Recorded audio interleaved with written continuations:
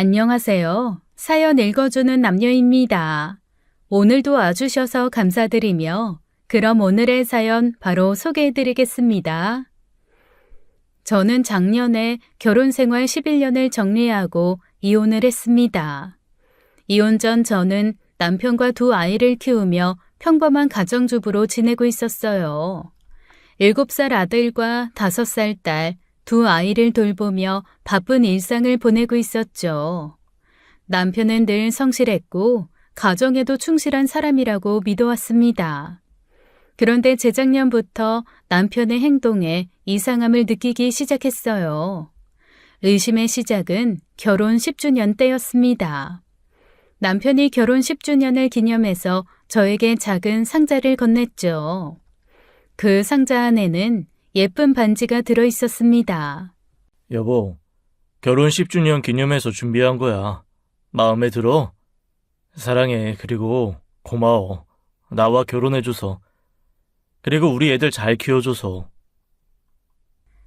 고마워. 생각도 못했는데 너무 예쁘다. 당신, 나 감동받았어. 정말 고마워. 그 순간만큼은 행복했습니다. 남편이 여전히 절 생각하고 있다는 기분이 들어서요. 그런데 며칠 뒤 남편의 서류 가방에서 저는 제가 받은 반지와 똑같은 반지를 발견하게 되었습니다. 저는 순간적으로 멈칫했죠. 반지가 왜 2개나 있는 걸까?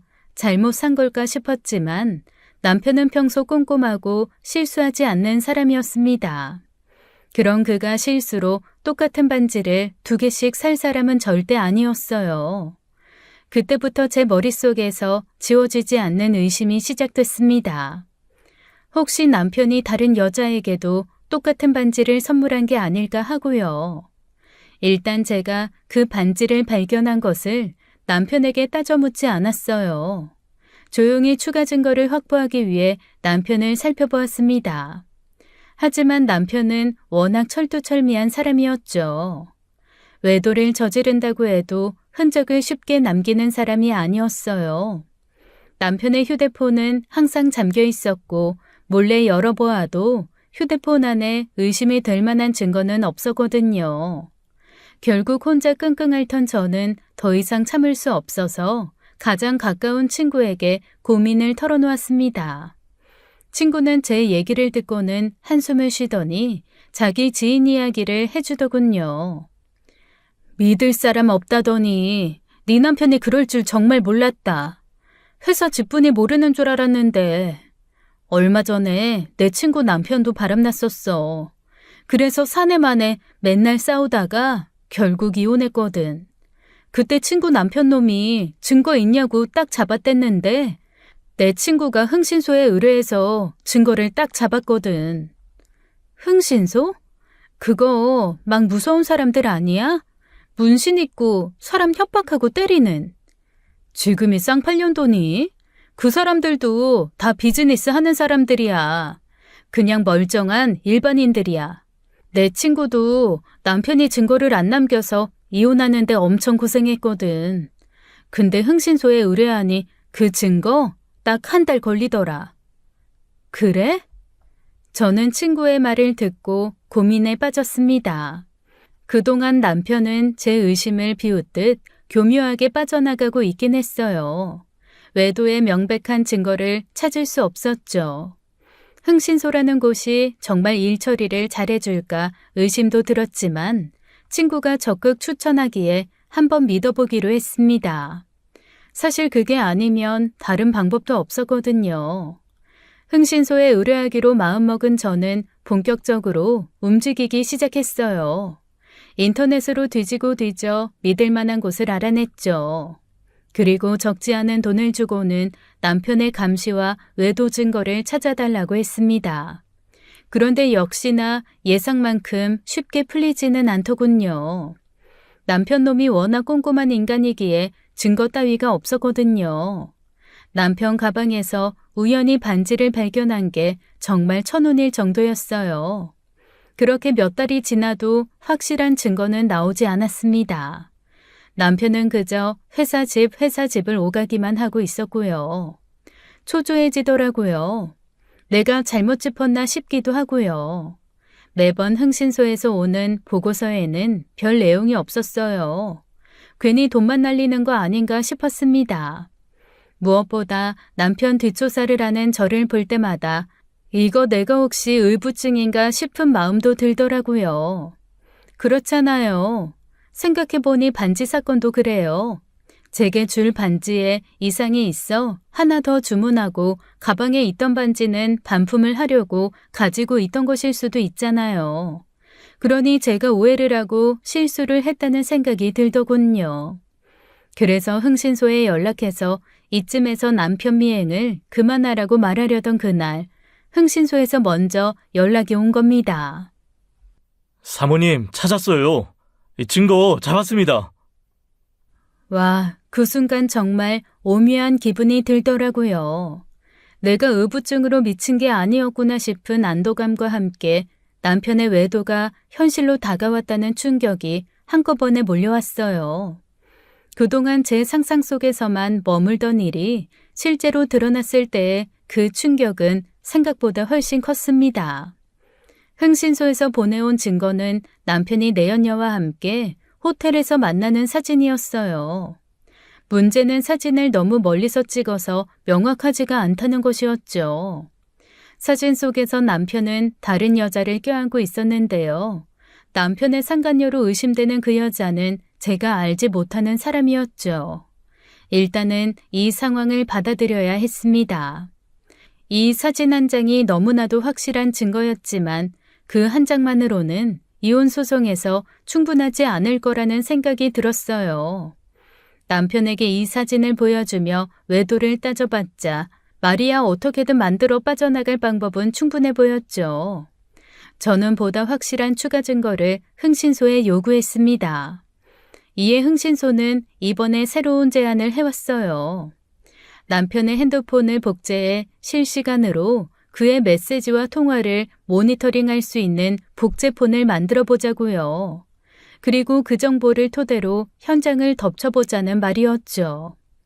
처음에는 그 제안이 내키지가 않았습니다.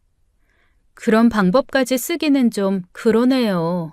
그냥 계속 미행하셔서 증거 잡아오시면 안 될까요?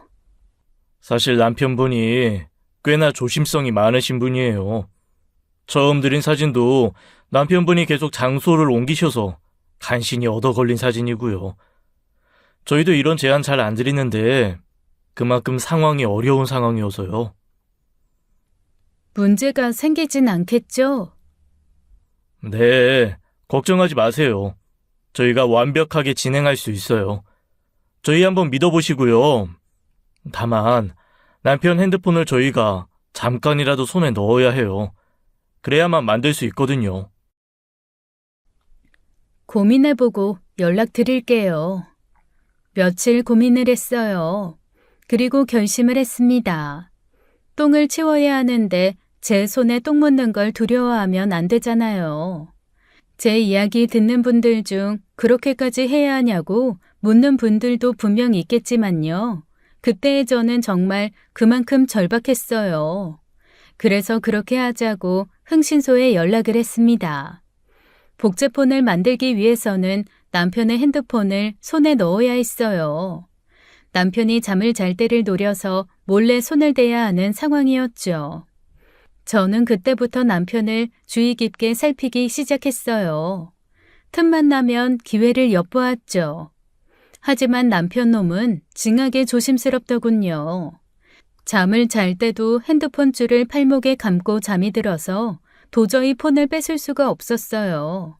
그래서 기회가 좀처럼 생기지 않았죠. 전전긍긍하던 어느 날 밤 마침내 기회가 찾아왔습니다. 남편이 술에 잔뜩 취한 채 집에 들어온 날이었어요. 남편에게서 술 냄새가 진동했고 회사 직원 등에 엎여서 집에 오더군요. 결혼 생활 중 이런 날은 정말 처음이었어요. 정말 하늘이 도왔다 싶었습니다. 남편이 술에 취해 완전히 잠들었다는 걸 확인하고 바로 흥신소에 연락을 했어요. 제 연락을 기다리던 흥신소 담당자가 20분 안에 도착할 수 있다고 하더군요. 그때 제 심장은 긴장감에 쿵쾅거리기 시작했습니다. 제발 아침까지 남편이 죽은 듯 자길 바라며 흥신소 직원이 오기를 기다렸죠. 얼마 후 흥신소 직원이 집 앞에 도착했습니다. 저는 손에 넣은 남편 핸드폰을 흥신소 직원에게 넘겼어요. 근데 남편 폰에 비번이 걸려 있어요. 당연하죠. 그 정도는 걱정하지 마세요. 저희 프로입니다. 차 안에서 복제 작업 진행할 거예요. 오래 걸리지 않을 거고요. 직원은 남편의 핸드폰을 받아들고 자신의 차로 돌아갔습니다. 그 짧은 시간 동안 저는 조마조마한 마음으로 기다리고 있었고요. 다행히 남편은 만취해서 깨어나지 못하더군요. 나중에는 저도 살짝 여유가 생겨 남편이 말을 찰싹 때리기까지 했습니다.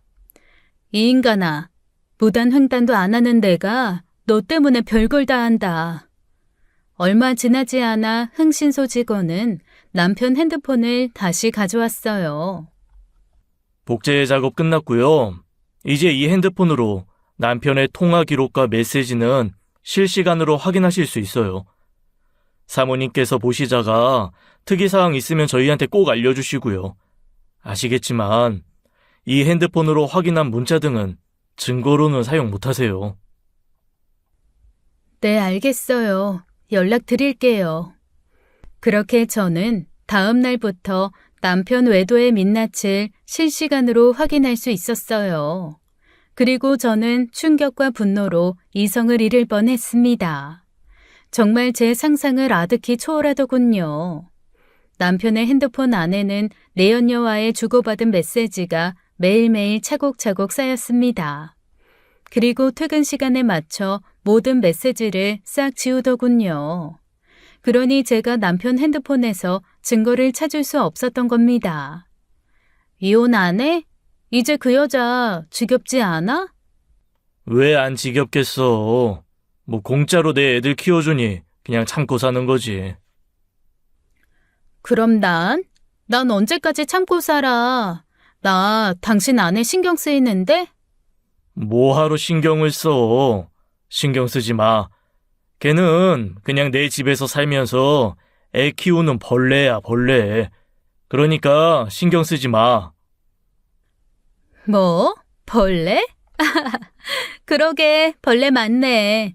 집에서 박혀서 알 낳고 애 키우고. 비참했어요. 남편 내조하고 아이들 키우며 돈 아낀다고 내 옷 한 벌 제대로 산 적이 없었는데요. 그런 제게 벌레라고 말하며 웃고 떠들더라고요. 10년을 넘게 믿은 남편이었는데 말이죠. 내연녀는 남편 회사 사람이었어요. 그녀의 이름은 미정이었어요. 김미정. 그것들은 대범하게 회사 안에서 외도를 즐기고 있었던 겁니다. 외부인을 철저하게 통제하는 남편 회사였기에 회사 안은 그들에게 가장 안전한 장소였겠죠. 흥신소에서도 증거를 잡는 걸 힘들어했던 것이 그 이유였어요. 이것들은 업무와 야근을 핑계로 회의실에서, 화장실에서 수없이 많은 더러운 시간을 보냈습니다. 저는 복제폰을 통해 남편 외도에 관한 많은 것들을 알아낼 수 있었어요. 그동안 남편이 출장을 간다며 떠났던 여러 날, 사실은 내연녀 미정과 함께 호텔에서 시간을 보낸 것이었음을 알게 됐죠. 그날 밤 남편은 내연녀와 외부 약속을 잡더군요. 저는 그것들이 만나기로 약속한 장소와 시간을 흥신소에 알렸습니다. 이 모든 것을 덮어두고 조용히 살 생각은 없었어요. 이제 제가 해야 할 일은 명백했죠. 이혼을 준비해야 했습니다. 그것도 아주 시끄럽고 요란하게요. 착하게 살아온 결과가 이 모양이라니. 그렇다면 이제는 미친년이 될 수밖에요.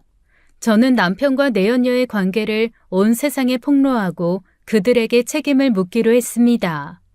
저는 다음 날 바로 제 친구에게 도움을 요청했어요. 제 친구가 이혼 전문 변호사였거든요.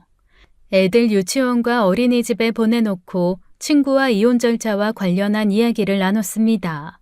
어떻게 이혼 소송을 진행하는지와 그리고 재산 분할은 어떻게 할지에 대해서요. 그때 갑자기 현관문 비번 누르는 소리가 들렸습니다. 이 낮에 남편이 집에 돌아온 건가 싶었지만 그건 아니었어요. 현관으로 들어온 건 시어머니였습니다. 시모는 늘 저렇게 예고 없이 불쑥 찾아왔죠.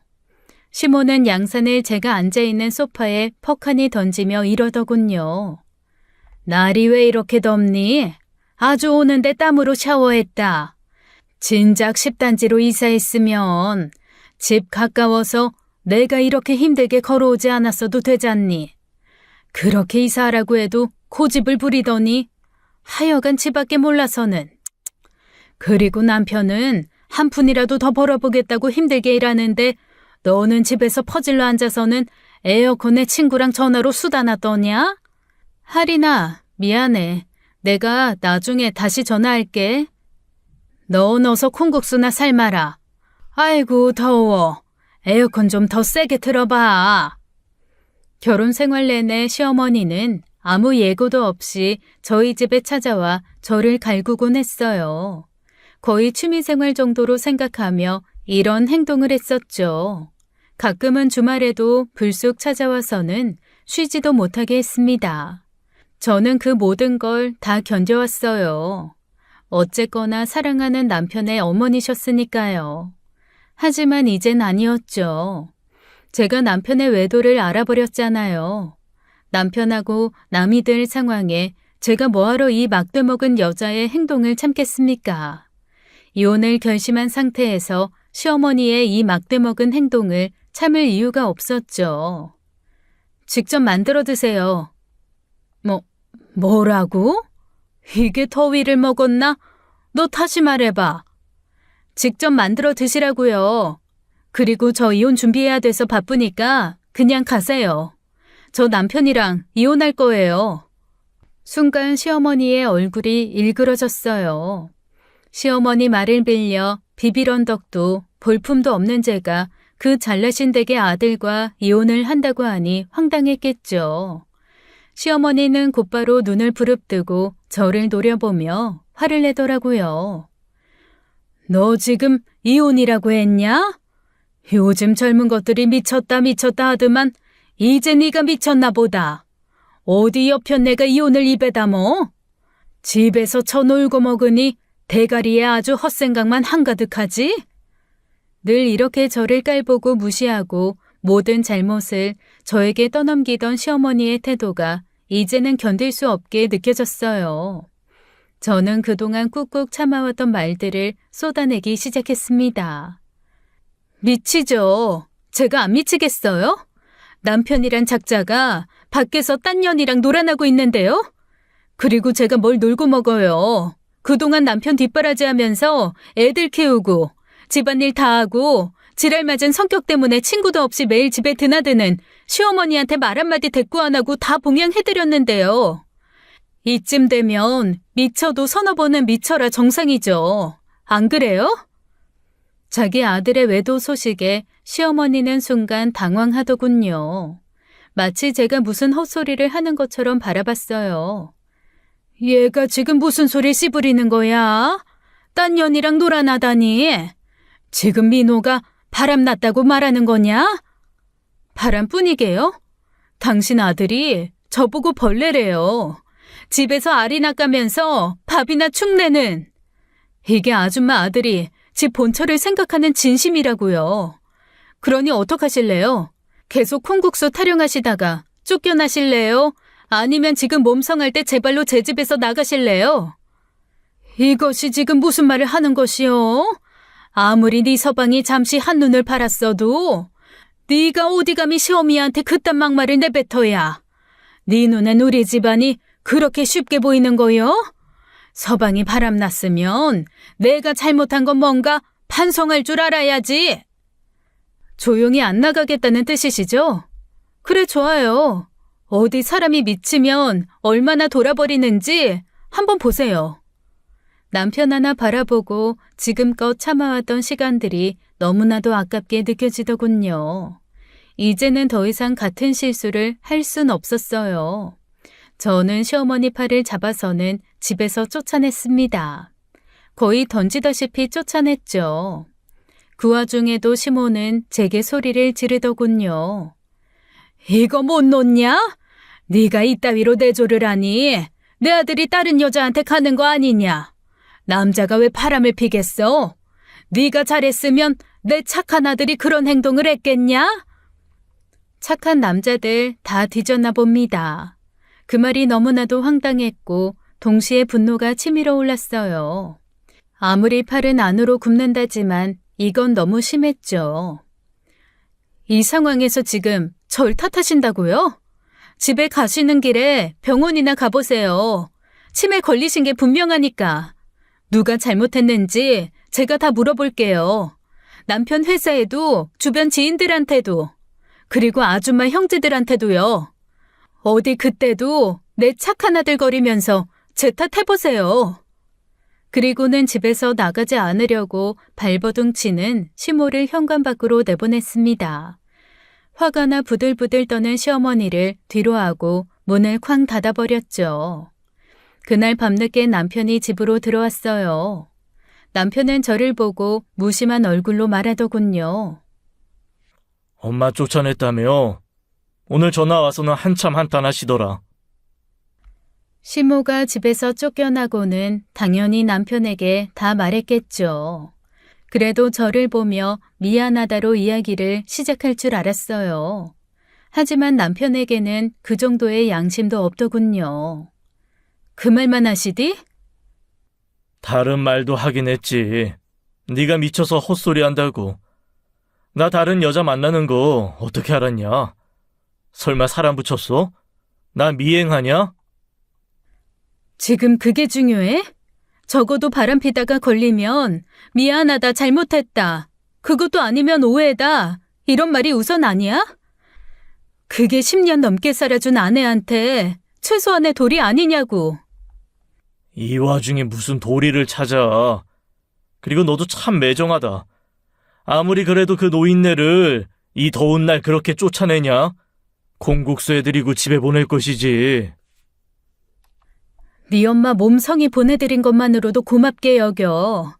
내가 그동안 당한 거 생각하면 이 정도만 해도 성인군자야. 끝까지 지 가족만 생각하더라고요. 기대도 안 했습니다. 저는 조용히 흥신소에서 수집한 증거 중 일부를 꺼내 남편에게 보여주며 말했습니다. 긴 말 하지 말고 이혼해. 서로 지저분하게 굴지 말고 이제 끝내자고. 남편은 잠시 제 손에 있는 서류를 본 듯하더니 태연한 표정으로 대꾸했어요. 그래, 그러자. 저는 남편의 그 반응에 분노가 치밀어 올랐습니다. 너한테 정말 질리고 실망이다. 위자료나 잔뜩 준비해. 재산 분할도 제대로 받아낼 거니까. 그러자 남편은 피식 웃으며 정말 말도 안 되는 말을 하더군요. 내가 돈이 어디 있어서 위자료를 주고 재산을 분할하니? 나 돈 없어. 돈 다 날렸어. 남편 말에 저는 순간 어안이 벙벙했습니다. 순간 친구가 했던 말이 떠올랐어요. 이혼할 때 재산 못 빼돌리게 잘 감시해. 재산에 관련된 자료들 다 마련해둬.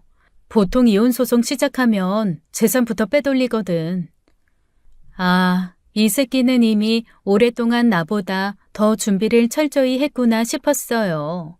그동안 바람을 피우고 내연녀와 함께 시간을 보낸 것도 모자라 걸려서 이혼당할 것을 염두하고 재산을 빼돌렸을 남편의 철저한 계획이 치가 떨리더군요.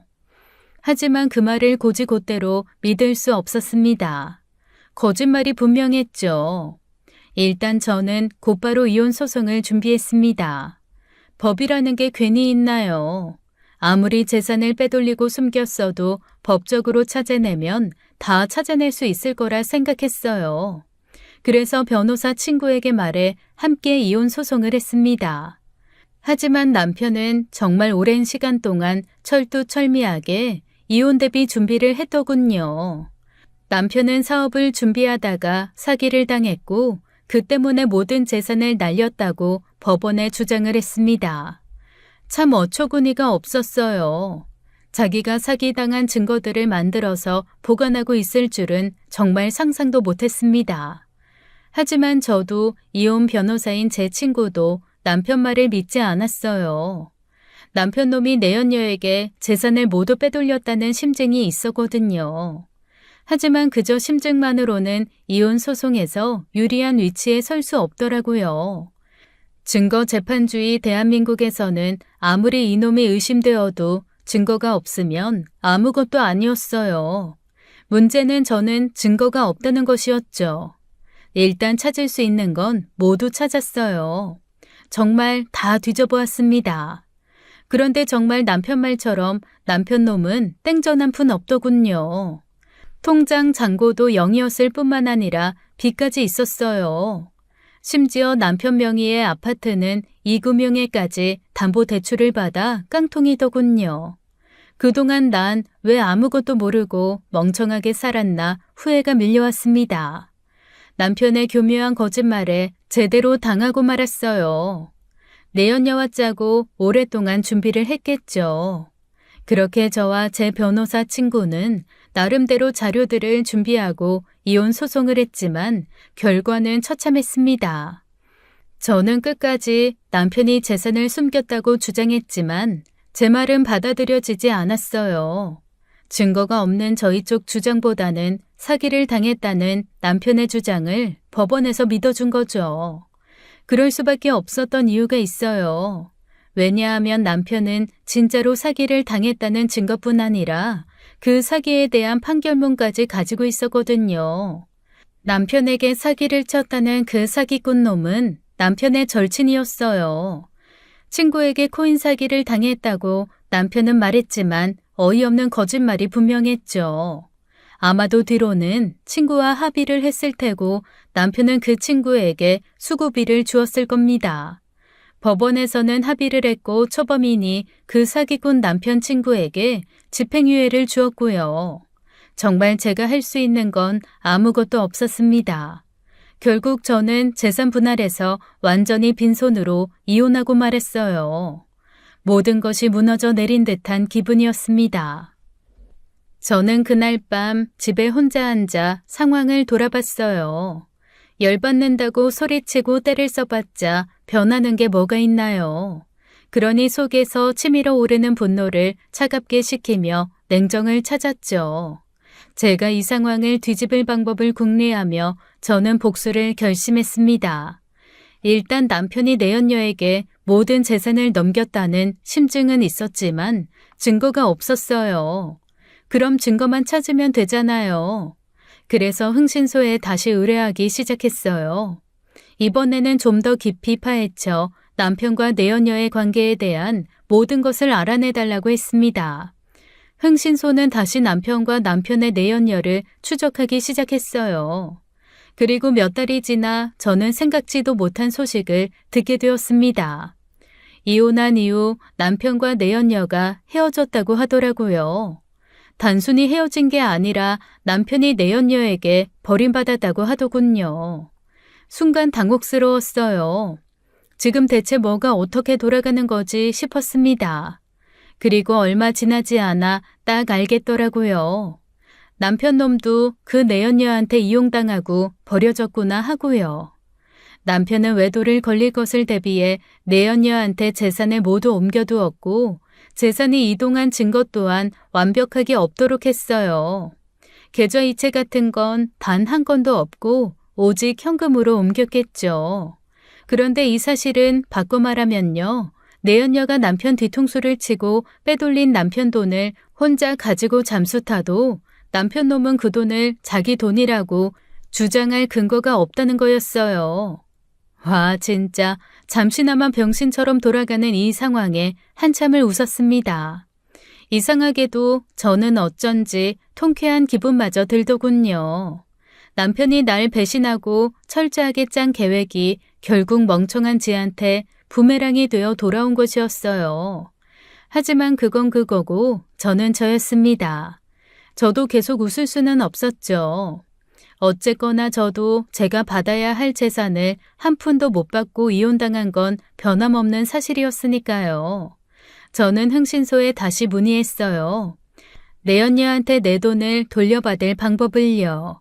하지만 흥신소 직원은 역시나 법적인 문제로는 쉽지 않다고 답했습니다. 어렵죠. 법원에서도 이미 판결 났고, 재산 되찾으려면 확실한 증거가 필요한데 그 증거가 있겠어요? 보통 이런 문제는 합법적으로 되찾는 거 사실 불가능해요. 합법적으로요? 그럼 비합법적인 방법은 있다는 말인가요? 당연히 그런 방법은 많죠. 뭐 찾아가서 협박을 하든가 때리든가. 왜 그런 방법들이요? 뭐 아시잖아요. 그런데 저희는 그런 일까지는 하지 않습니다. 정 원하시면 떼인 돈 찾아드립니다. 뭐 이런 사람들 연결은 해드릴 수 있지만, 사모님, 그렇게까지는 하지 마세요. 어차피 이런 사람들 쓰면 수수료 명목으로 받은 돈 대부분 다 가져가요. 저는 그날 밤 혼자 깊은 생각을 하기 시작했어요. 나는 이미 모든 것을 잃었는데 남편도 잃고 돈도 잃고 아무것도 모르는 내 자식들의 미래까지 뺏기고 처참히 밟힌 거잖아요. 상간녀 그녀는 그 모든 것을 빼앗아 가서는 그걸로 지 인생 꽃길만 걸을 생각을 하니 분해서 잠도 안 오더라고요. 절대 그럴 수 없었습니다. 그때 문득 이런 생각이 들었어요. 눈에는 눈, 이에는 이. 어쩌면 당연한 게 아닐까요? 결국 제 인생이 이렇게 박살난 것도 상간녀 때문이잖아요. 저는 그렇게 상간녀를 물어버리기로 결심했습니다. 당한 만큼만 돌려주자. 더도 말고 덜도 말고. 저는 남편의 상간녀 김미정을 직접 찾아가기로 결심했습니다. 며칠 뒤 단단히 준비한 저는 아침 일찍 김미정이 다니고 있는 회사로 찾아갔어요. 그리고 회사 입구에서 김미정이 출근을 하기를 기다렸죠. 출근하던 내연녀 미정은 저를 알아보고는 불쾌한 얼굴로 저를 맞이하더군요. 뭐야? 왜 아침부터 재수없게 여기를 찾아와? 왜? 뭐 1인 시위라도 하시게? 너도 인생 참 복잡하게 산다. 하긴 그러니 병신같이 지 남편 뺏기지. 시위하고 싶으면 해. 나 어차피 지갑 두둑해져서 이 회사에 미련 없어. 계약직이라 기간도 얼마 안 남았고. 남편 상간녀는 저를 보자마자 제 전투욕을 자극시키더군요. 그래 어디 둘 중 한 명 죽을 때까지 끝까지 가보자 싶었어요. 저는 차분하게 말을 꺼냈습니다. 내 전 남편이 빼돌린 돈, 그 돈 중에 절반은 내 돈이야. 좋게 말할 때 그 돈 돌려줘. 하지만 미정은 콧방귀를 뀌며 저를 비웃었습니다. 내가 네 남편 돈을 왜 빼돌려? 그런 돈 없으니까 걔 헛소리 하지 말고 집에 가서 네 애들이나 보세요. 생각보다 더 못된 년이더라고요. 하긴 저렇게 뻔뻔하니 상간녀겠죠. 저를 보며 비웃는 미정을 향해 저는 똑바로 바라보며 선전포고를 했어요. 마지막으로 경고할게. 나중에 울면서 후회하지 말고 좋게 돈 돌려줘. 안 그러면 내가 널 가만두지 않을 거야. 하지만 제가 우스웠나 봅니다. 내연녀 미정은 제 말에 배꼽을 잡으며 웃더군요. 너 영화 찍니? 널 가만두지 않을 거다. 아, 배쨘다. 덕분에 아침부터 잘 웃었다, 병신아. 그리고는 여전히 저를 비웃으며 회사로 돌아가려고 하더군요. 저는 그런 미정을 붙잡고 말했어요. 내 돈 내놓으라고. 하지만 내연녀 미정은 제 팔을 뿌리치며 뭐라고 중얼거리더라고요. 입모양을 보니 제 욕이었어요. 순간 저는 그녀 뺨을 한 대 날려버렸습니다. 그리고 숨을 들이쉬며 크게 외쳤죠. 미정아! 그렇게 어렸을 때부터 몸 팔아서 공부하더니 대기업까지 들어갔네? 대단하다. 그 말에 바쁘게 출근을 하던 주변 사람들이 일제히 고개를 돌려 저희를 바라봤어요. 내연녀 미정은 순간 얼굴이 새파랗게 질리더군요. 제가 그 사실을 어떻게 알아냈는지 겁나 궁금했겠죠. 저도 큰돈 좀 썼어요. 그만큼 이 여자를 박살내버리고 싶었거든요. 미정은 바로 부정하며 소리를 지르기 시작했어요. 미친 게 무슨 개소리야.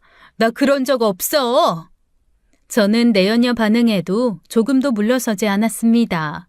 오히려 더 크게 말했어요. 제니였던가? 네가 술집에서 썼던 가명. 기억하지? 어디서 몇 년도부터 일했는지도 내가 다 알고 있는데. 몸 좀 팔았으면 어때? 덕분에 공부해서 대기업 들어왔잖아. 졸라 자랑스럽겠다 얘, 미정아. 내연녀 미정은 급하게 저를 끌고 건물 골목으로 데리고 가더군요. 이 미친년이? 너 지금 나 협박하는 거야? 저는 미소를 지으며 천천히 대답했습니다. 맞아. 네 앞에 나타났을 때부터 협박 중이었어. 그런데 뭐? 재수 없다고? 어디서 입을 함부로 놀려, 이 멍청한 것이. 미정은 분노로 가득 찬 눈빛으로 저를 쏘아봤습니다. 그런데 지가 어쩌겠어요. 칼자루는 제가 쥐고 있는데요. 저는 그 모습이 너무 재밌더라고요. 이걸 위해 제가 흥신소에 그 큰 돈을 썼나 싶었습니다. 헛소문 내면 나 너 명예훼손으로 고소할 거야. 알았어? 야, 고소해. 이혼 소송도 해보고 그러니까 알겠더라. 법원 들락날락거리는 거 그거 별거 아니더라. 그럼 고소해. 근데 네 회사 사람들이 상간녀인 네 말을 믿을까? 아니면 내 말을 더 믿어줄까? 난 그게 이제 궁금하네. 그러면서 흥신소에서 얻은 내연녀 미정이 술집에서 일했을 때 기록 일부를 꺼내 보여줬습니다. 그 서류에는 내연녀가 어떤 업소에서 어떤 가명을 쓰며 일했는지 명확하게 적혀 있었죠. 미정은 그걸 보자마자 얼굴이 새하얗게 질리더군요. 순간 당황한 그녀는 저를 향해 손을 들어 올렸습니다. 그리고는 제 뺨을 세게 때리더군요. 그래서 저도 곧바로 똑같이 그녀의 뺨을 후려쳤어요. 그리고 말했어요. 미정아, 정신 차려. 이제부터 시작인데 벌써 정신 나가면 안 된다. 정신줄 잘 동여매고 기다려. 더 재밌게 해줄게. 주변 사람들은 그 장면을 지켜보며 수군거리기 시작했어요. 미정은 그들의 시선을 느꼈는지 당황한 얼굴로 회사 건물 안으로 황급히 도망쳤죠. 저는 그 모습을 보고 속으로 웃음이 나왔어요. 그리고 구경하는 사람들을 향해 저는 더 큰 목소리로 외쳤습니다. 워낙 부끄러움이 많아 목소리도 작았던 제가 이제는 거침이 없더군요. 저 여자는 상간녀예요. 제 남편이랑 바람났는데요. 지금 제가 저 여자 인생 박살내는 중이에요. 다들 응원 좀 해주세요. 제 말을 들은 몇몇 사람들이 제게 박수를 쳐주며 엄지척을 해주더군요. 다음 날 저녁 저는 어떤 식당을 찾아갔어요. 미정의 어머니가 운영하는 작은 식당이었죠. 꼴의 미정이는 자기 엄마에게는 효녀라고 소문이 났더라고요. 내연녀 김미정이 가장 아끼는 사람이 바로 그녀의 어머니였습니다. 식당은 작은 규모였지만 손님들이 꾸준히 드나드는 가정식 백반집이었어요. 저는 자연스럽게 식당 안으로 들어가 자리에 앉았습니다. 미정의 어머니는 저를 전혀 알아보지 못한 채 친절하게 주문을 받았죠. 뭘 드릴까요? 백반 하나 주세요. 그런데요, 혹시 미정이 아시죠? 저 미정이 친구예요, 어머니.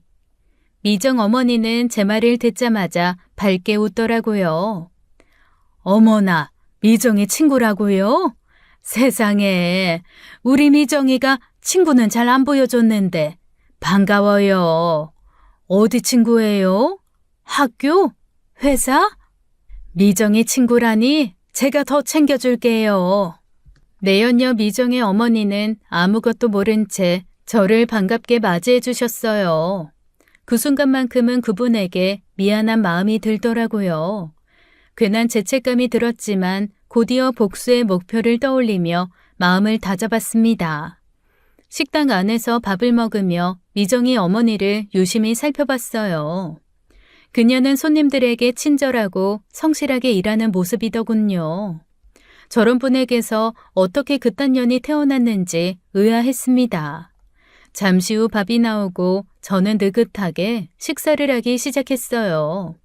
미정 어머니는 제게 맛 좀 보라며 음식도 푸짐하게 챙겨주셨죠. 저는 바로 식당 사진 한 장을 찍어서는 미정에게 보냈어요. 어머니 손맛 좋네. 맛있다. 1분도 안 돼서 제 휴대폰이 울렸어요. 확인해보니 미정이더군요. 내연녀 미정이는 제가 자기 엄마 식당에 있다는 사실을 알고는 기겁해서 전화를 한 거였어요. 하지만 저는 전화를 받지 않고 무시한 채 계속 밥을 먹었습니다. 미정이 얼마나 당황할지 상상만 해도 속이 시원해졌거든요. 잠시 후 갑자기 식당 문이 열리며 미정이 급하게 들어왔어요. 땀을 뻘뻘 흘리는 게 죽어라 달려왔나 보더라고요. 미정은 저를 발견하고는 얼굴이 새하얗게 질리더군요. 미쳤어? 여기서 뭐 하는 거야? 저는 천천히 밥을 먹으며 태연하게 대답했습니다. 보면 몰라? 밥 먹잖아. 그냥 밥 먹으러 왔어. 내 인생 박살내준 상간녀 엄마가 여기서 일한다고 하길래 어떤 분인가 인사나 드리려고. 그 말을 들은 미정은 초조해하는 기색을 보였습니다. 그녀는 자기 엄마를 의식하며 말을 낮추었지만 분명히 겁에 질린 모습이었어요. 미정이 불안해하는 게 느껴지자 저는 천천히 말을 이어갔습니다. 근데 말이야, 네가 그동안 몸 팔아서 돈 벌었던 일을 네 엄마는 알아? 아, 모르시겠다. 그치? 그럼 그 사실을 네 엄마한테 말하면 어떻게 될까? 갑자기 궁금하네. 미친년 같은 이라고. 협박하지 마. 우리 일은 우리끼리 해결해. 괜히 우리 엄마 끌어들이지 마. 미정은 이를 악물며 제게 욕을 했지만 그 말에도 겁에 질린 기색은 감출 수 없었어요. 저는 천천히 그녀를 보며 대답했어요. 싫은데? 어디 그 당당함, 어디까지 가는지 한번 보자. 너희 엄마한테 네가 말할래? 아니면 내가 말할까? 그 정도 선택은 하게 해줄게. 그때 저희의 소란에 미정이 어머니가 다가왔어요. 아마도 미정 어머니는 우리가 단순 친구끼리 말다툼을 하는 줄 알았나 봅니다. 왜 이러니? 친구끼리 싸운 거야? 싸우지 마. 저기 아가씨, 미정이가 철이 없어서 그래요. 무슨 잘못인지 모르지만 친구끼리 너그럽게 봐줘요. 미정아, 어서 미안하다고 해. 친구끼리 그러면 안 되잖아. 그 말의 순간 제 마음이 약해졌어요. 이 나이든 어머니가 무슨 잘못이 있을까요? 모든 문제는 딸인 미정이 저지른 일인데요. 그 순간 저는 미정을 바라보며 말했습니다. 들었지? 어머님이 사과하라잖아. 네가 저지른 일에 대해 인정하고 제대로 사과하라고. 하지만 내연녀 미정은 이 순간에도 자존심을 세우더군요. 그저 저를 노려보며 입을 열었어요. 미친년, 내가 너한테 뭘 잘못했는데? 제 마지막 인내심이 사라지는 순간이었죠. 저는 충분히 기회를 주었어요. 결국 저는 미정의 노모를 바라보며 말했습니다. 어머님, 제가 드릴 말씀이 있어요. 미정이 제 남편과 바람을 피웠어요. 그래서 전 남편과 이혼했고 제 가정은 산산조각 났습니다. 제 두 아이는 이제 아빠 없는 아이들이 됐고요. 그런데 이렇게 뻔뻔하게 구네요. 그 말을 듣는 순간 미정의 어머니는 한동안 말을 잇지 못하고 그 자리에 멍하니 서 있었습니다. 그리고 곧 얼굴이 하얗게 질리더니 그대로 쓰러졌어요. 미정은 자기 엄마를 붙잡으며 제게 소리를 질렀습니다. 악마 같은 년, 독사 같은 년, 너 미쳤어? 우리끼리 일인데 어떻게 가족한테 이럴 수 있어? 우리 엄마 잘못되면 나 가만히 안 있어? 이 모든 일이 왜 벌어졌는지 잘 생각해봐. 네가 저지른 일들이 낳은 결과야. 그리고 미정아, 아직 안 끝났어. 네 인생 박살나는 거 이제 시작일 뿐이라고. 그 말을 남기고 저는 뒤도 돌아보지 않고 식당을 나왔습니다. 식당을 떠나는 제 뒤에서 미정은 계속 욕을 퍼부으며 울부짖더군요. 마음이 찢어지고 고통스럽겠죠. 하지만 저도 그랬어요. 이제 내 남편의 상간녀가 이 모든 고통을 받아들여야 할 차례였습니다. 며칠 후 저는 미정에게 마지막 복수를 준비했어요. 그녀가 얼마나 비참해질 수 있는지 보여주기로 했죠. 저는 미정의 딸이 다니는 초등학교로 향했습니다. 사실 미정은 이혼한 여자였고 그녀에게는 초등학교 2학년 딸이 있다는 사실을 알고 있었어요. 학교 앞에서 기다리다 보니 초등학교 2학년인 미정의 딸이 학교를 나서는 모습이 보였습니다. 저는 그 아이에게 다가가 웃으며 인사를 건넸어요. 안녕? 난 엄마 친구야. 수진이 이모라고 해. 아이의 얼굴에는 낯선 사람에 대한 경계심이 서려 있었어요. 저는 친절하게 말을 걸며 떡볶이를 사주겠다고 했습니다. 그리고 학교 옆 분식집에 아이를 데리고 가 떡볶이를 사주었죠. 그때 아이의 전화기가 울리더군요. 학교 시간이 지나도 아이가 집에 오지 않자 미정이 전화를 한 것이었습니다. 엄마야? 이모가 받아볼게. 저는 아이에게서 핸드폰을 받아 전화를 받았습니다. 제 목소리를 들은 내연녀 미정은 바로 소리를 지르더군요. 너 치사하게 딸까지 걸고 넘어져서 지금 나 협박하는 거야? 애가 무슨 잘못이 있다고 그래? 걔한테 입도 뻥끗하지 마. 저는 차분하게 대답했습니다. 엄마가 상간녀라는 사실 얘도 알아야 되지 않을까? 제 말에 미정은 순간적으로 말을 잇지 못하고 침묵했습니다. 그녀는 점점 더 떨리는 목소리로 대답했어요. 애는 가만히 두라고. 제발 애한테는 그러지 마. 애가 대체 무슨 죄가 있겠어. 화풀이하고 싶으면 나한테 해. 와서 내 머리채를 잡던 뺨을 때리던 하라고. 애는 아무 잘못 없잖아. 제발 말하지 말아주세요. 그 말을 듣는 순간 저는 소리를 지르고 말았어요. 그럼 우리 애들은? 너 때문에 아빠도 잃고 반지하방으로 쫓겨난 내 애들은 무슨 죄인데? 네가 저지른 일 때문에 내 가족은 산산조각 나버렸는데 대체 내 새끼들은 너한테 무슨 잘못을 한 건데? 잘 들어 미정아. 다른 사람 인생 박살내고 지옥에 떨어뜨릴 생각이었으면 너도 네 인생 박살나고 지옥에 떨어질 각오 정도는 해야 하는 거야. 알아들어? 제 말에 미정은 그제야 조용해졌습니다. 그녀는 더 이상 대꾸하지 못한 채 침묵 속에 울음을 터뜨리더군요. 미안해요. 정말 미안해요. 내가 정말 잘못했어요. 죽을 죄를 지었어요. 제발 용서해 주세요. 그녀는 간절하게 사죄하며 용서를 빌었지만 제게 더 이상 아무런 의미도 없었습니다. 제가 이 여자와 남편에게 받은 상처와 배신은 단순한 사과로 해결될 문제가 아니니까요.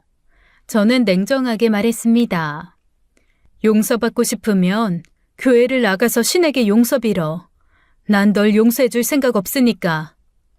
그 말을 듣는 순간 미정은 다시 울음을 터뜨렸어요. 저는 전화를 끊고는 미정의 아이를 집으로 돌려보냈습니다. 사실 아이에게까지 해코지할 생각은 없었어요. 그래서 지 엄마에 대한 이야기는 차마 하지 못하고 돌려보냈죠. 그저 너는 잘하면서 남의 것에는 절대 손대지 말라고 작은 것도 절대 남의 것을 탐하지 말라는 말만 해주었습니다. 그날 저녁 미정에게 연락이 왔어요. 만나자고 하더군요. 미정은 이제 더 이상 버틸 힘이 없었나 봅니다. 저와의 싸움에서 완전히 무너진 미정은 저를 보자마자 죄인처럼 고개를 숙이고 울먹이더군요. 미안해요. 돈 돌려줄게요. 제발 제 딸에게는 비밀로 해주세요. 그녀의 목소리에는 간절함과 절박함이 가득했어요. 그러나 저는 그 말에 고개를 저었습니다. 이제는 그깟 돈이 문제가 아니었어요. 이미 저는 상처를 받았고 그 상처는 치유가 안 될 테니까요. 이제 그깟 돈 필요 없어. 내가 원하는 건 이제 딱 하나야. 너도 네 인생 지옥에 떨어져 평생 맘고생하고 후회 속에 사는 거. 그 말에 미정은 완전히 주저앉더니 저를 향해 무릎을 꿇고 빌기 시작했어요. 그녀의 얼굴은 눈물로 범벅이 되었고 숨을 쉴 수 없을 정도로 흐느끼고 있었습니다. 제발 용서해 주세요. 제가 잘못했습니다.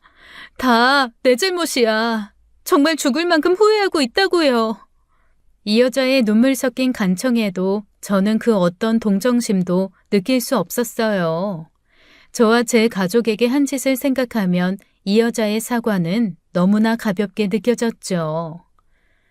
네가 용서를 바란다면 먼저 내 건 돌려줘야지. 내 전 남편이 빼돌린 돈 중에서 내가 받아야 할 내 몫의 재산 돌려놔. 미정은 제 말에 망설임 없이 고개를 끄덕이더군요. 그녀는 눈물을 닦으며 말했습니다. 알겠어. 돈 다 줄게. 내일 바로 준비할게. 그리고 나머지 돈도 네가 쓸 생각하지 마. 보육원 같은 기부단체에 모두 기부해. 당연히 그럴게. 나도 이제 그 돈 보기만 해도 지긋지긋해. 정말이야. 그리고 평생 참여하면서 살아. 보육원 같은 곳 봉사 다니면서 네 잘못 반성하면서 살라고. 알았어? 내가 평생을 계속 지켜볼 거야. 만약 또 허튼 짓 하면서 사는 거 보이면 그때는 네 비밀, 네 자식한테 다 말할 거야. 10년이 지나고 20년이 지나도 네가 가장 행복하게 살아갈 때 내가 갑자기 네 앞에 나타날 거야. 네 딸 결혼식 날이 될 수도 있고 첫 아이를 낳았을 때일 수도 있고 그때 네 딸은 알게 되겠지. 자신의 엄마가 어떤 여자였는지. 알겠어? 제 말에 미정은 무릎을 꿇고는 한참을 울며 알겠다는 말을 되풀이했어요. 머리채를 잡지도 않았고 뺨을 때리지도 않고 저는 제 복수를 마무리 지었습니다. 다음 날 미정은 약속을 지켰어요. 전 남편과 함께 빼돌렸던 돈 중에서 제가 받아야 할 몫을 제게 돌려주었습니다. 그 돈을 받은 순간 저는 모든 것을 되찾았다는 생각이 들었어요. 물론 돈이 전부는 아니었지만 적어도 법적으로 제가 받을 수 있는 보상은 이걸로 마무리되었죠. 그 돈으로 저는 경제적으로도 어느 정도 안정을 찾을 수 있었고요. 미정은 저와 약속한 것처럼 남은 돈은 모두 보육원에 기부도 했더군요. 이후 미정은 계약이 종료된 회사를 그만두었습니다. 그리고 자기 엄마 식당에서 일을 도우며 살고 있더군요. 그리고 일주일에 한두 번씩 시설에 가서 봉사활동을 하는 것도 확인했습니다. 그렇게 미정은 자신의 행동에 대한 대가를 치르며 앞으로도 살아가겠죠. 혹시나 제가 나타나 자신의 자식에게 모든 비밀을 말할까 걱정을 안고 살면서요. 저는 이렇게 씁쓸한 복수를 종료했어요. 원래 복수라는 게 통쾌함만이 남는 게 아니잖아요. 그만큼 저도 악인이 되어야 할 수 있는 게 복수니까요. 하지만 후회는 없습니다. 이혼한 전 남편은 믿었던 내연녀에게 버림받은 채 모든 재산을 잃고 쓸쓸히 사라졌어요. 그가 어디서 무엇을 하고 있을지 궁금하지도 않았습니다. 제 삶에서 더 이상 그의 자리는 없었으니까요. 하지만 의도하지 않게 어느 날 전 남편의 소식이 들려오더군요. 부고 소식이었어요. 전 재산을 다 잃고 직장까지 잃은 전 남편은 지방의 작은 회사를 다니다가 암이 발병되어 석 달 만에 사망했다고 하더군요. 내연녀에게 호되게 사기당하고 나서 스트레스가 매우 컸었나 봐요. 참 비참하고 씁쓸한 말로더군요. 남편의 장례식장에 찾아갔어요. 전 시부모님이 저를 보더니 놀라더군요. 전 남편의 영정을 보다가 저도 모르게 소리를 질렀습니다. 10년 넘게 당신만 바라보던 아내 버리고 자식들까지 다 버리고 바람나서 상간녀한테 재산까지 다 가져다 바치더니 결국 네 꼴이 이 모양이니? 결국 네 인생 결말이 이거였냐고. 진짜 네 마지막 길이 얼마나 웃긴지 모르겠다. 그렇게 말하고는 장례식장을 나와버렸습니다. 이제 남은 건 저와 제 아이들 뿐이었어요. 저는 그동안 저를 짓눌렀던 배신감에서 벗어나기 시작했습니다. 더 이상 과거의 상처에 얽매이지 않고 오로지 저 자신과 아이들의 행복을 위해 살아가기로 결심했어요. 그동안의 고통스러운 삶을 뒤로하고 저는 새로운 인생을 향해 나아가 보려고요. 복수가 제 삶의 전부였던 시간들을 마무리하며 이제는 제 자신을 위한 삶을 살기로 다짐했습니다. 지금까지 사연 읽어주는 남녀였습니다. 끝까지 시청해주신 여러분 감사드리며 저희는 다음 사연으로 돌아올게요. 감사합니다.